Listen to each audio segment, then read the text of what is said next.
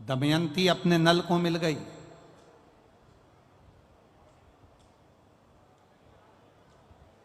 भूलवश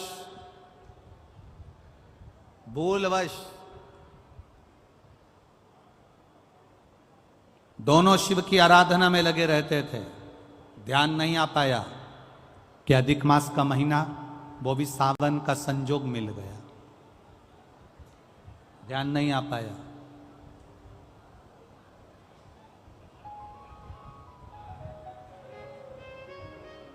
अधिक मास की अमावस्या, जब अधिक मास पूर्ण हो, और सावन का मध्य भाग, समझ लेना जरा, बहुत ध्यान देने वाली बात है। राजा नल का गया हुआ धन वापिस मिला। राजा नल की काया जो काली पड़ गई थी, कारकोट नाग के डसने से जो शरीर बिगड़ गया था, कैंसर जैसा रोग हो, किडनी लीवर जैसा रोग हो, शरीर में स्वरेसिस हो गया, घुटनी कह रही है, पत्नी दमयंती कह रही है, शिव की आराधना करते हैं दोनों, चलो।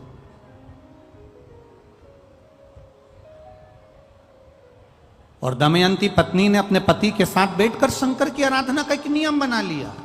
रोज शिव के मंदिर में 2 लोटा जल का स्मरण किया। अब फिर निवेदन करेंगे, सारे दिन तुम बाकी के दिनों में जाओ, सारी समस्या का हल, जम जम के बोलो जरा, 1 लोटा जल, पर सावन के महीने में 2 लोटा जल। घर से चलो तो लोटे के ऊपर लोटा हो, डबल देगा।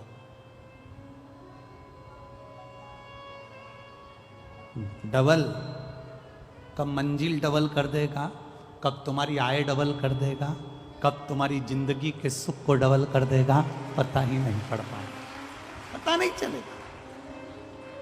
डबल।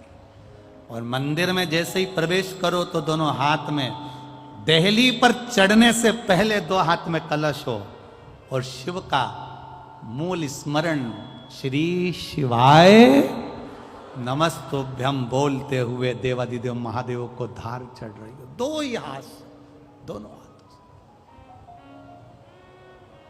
दमयंती और नल ने नियम बना लिया। अब इनको मालूम नहीं पड़ा कि सालों निकल गए, निकलते निकलते इनको नहीं मालूम पड़ा कि मलमास आ गया, और मलमास आया, और वो मलमास, वो अधिक मास सावन के महीने में आ गया। संजोग ऐसा बन गया कि मलमास पूरा धीरे धीरे धीरे धीरे करते करते सावन के 15 दिन इधर रह गए, 15 दिन उधर रह गए, बीच में मलमास फंसा था। इस अधिक मास का पूरा महीना निकला, अमावस्या का दिन आ गया, और इधर सावन लग रहा था, इधर अमावस्या पड़ गई, और दूसरे दिन सावन के 15 दिन पड़ना थे, शिव के दिन पड़ना थे। और शास्त्र कहता है अधिक मास का आखिरी दिन और सावन का महीना वापिस लग रहा हो, उस दिन 33 कोटि देवी देवता भगवान शंकर के मंदिर में खड़े होकर अपनी जिंदगी का सारा पुण्य लौटाते चालू कर देते हैं, पूरा पुण्य। अच्छा चलो, तुम लोग यहाँ मैनपुरी में रहते हो तो गिरिराज जी जाते हो? गोवर्धन कौन कौन जाता है? जाते हो आप लोग? अब रखिए, तो वहाँ पर अमावस्या पूर्णिमा को लोग भंडारा चलाते हैं। चलाते कि नहीं चलाते? आप लोग तो यहीं रहते हो ना। कहीं कहीं अमावस्या पूर्णिमा को अमावस्या पूर्णिमा को भंडारा क्यों चलाते हैं? उसका कारण क्या है? इनने कौन सी कथा सुन रखी है कि अमावस्या पूर्णिमा को भंडारा करो? अमावस्या के दिन कोई शंकर का भगत आ गया, कोई शिव का उपासक आ गया, कोई शिव का ओघड़दानी का भगत आ गया, कोई नारायण का भगत आ गया, उसको कुछ खिला दो, उसका मुंह झूठा करा दो। आखिर कारण क्या है? बड़े बड़े घरों में ब्राह्मण को निमंत्रण दिया जाता है, अमावस्या है पंडित जी आ जाना, भोजन कर जाना, पूर्णिमा है पंडित जी आ जाना, भोजन कर जाना, पूर्णिमा के दिन कथा कर जाना, अमावस्या के दिन कथा कर जाना। अमावस पूनम का ऐसा योग क्यों बनता है? उसका कारण केवल एक, शिव महापुराण की कथा कर रही है। अमावस्या अधिक मास के 30 दिन पूरे हो रहे हैं। अमावस्या का दिन था, दूसरे दिन सावन का महीना वापिस चालू, श्रावण वापिस चालू होना था। दोनों का जब संजोग होता है, सावन के अधिक मास का जब संजोग होता है, विराम का दिन होता है। आपको कथा में भी पहले कहा, मेहमान तुम्हारे यहाँ रहते हैं जब तक बच्चों को कुछ नहीं देते हैं। मेहमान जिस दिन जाते हैं 200-500 रुपए बच्चों को दे जाते हैं। अधिक मास का विराम का दिन और सावन का वापिस मध्य का प्रारंभ का दिन वापिस हो जाता है। जब अधिक मास विराम होगा, सावन वापिस चालू होगा, उस दिन 33 कोटि देवता, यक्ष, गंधर्व, देवता, पितर सब उस दिन लुटाते हैं, संपदा देते हैं, वैभव देते हैं। और उस दिन भूल से भी अगर एक कनेर का फूल शंकर भगवान पर चढ़ जाता है तो जिंदगी का सारा भंडार बाबा भर जाता है। एक पुष्प,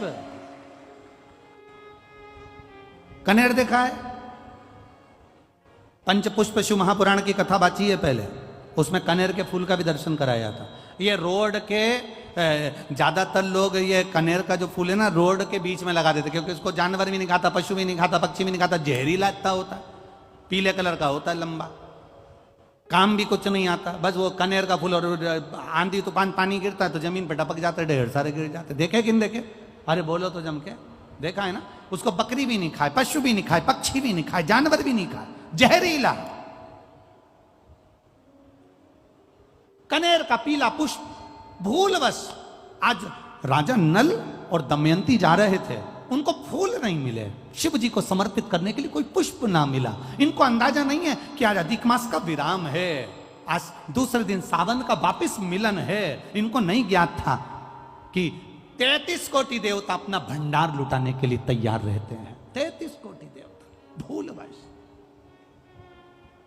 हमसे लोग कह रहे थे, गुरुजी आपने सीहोर की जो कावड़ यात्रा रखी वो 16 अगस्त को रखी, जिस दिन अधिक मास का विराम है और दूसरे दिन वापस सावन चालू है। कम से कम संडे को रखना था, रविवार को रखना था, तो लोग ज़्यादा आते पहुँचते। हमने कहा, हमें लोगों से मतलब नहीं, हमें संजोग से मतलब है। जिस दिन बाबा को जल चढ़ेगा, कनेर का फूल चढ़ेगा, उस दिन बाबा मेरा कुबेर भंडारी कितना दे जाएगा यह किसी को नहीं मालूम है।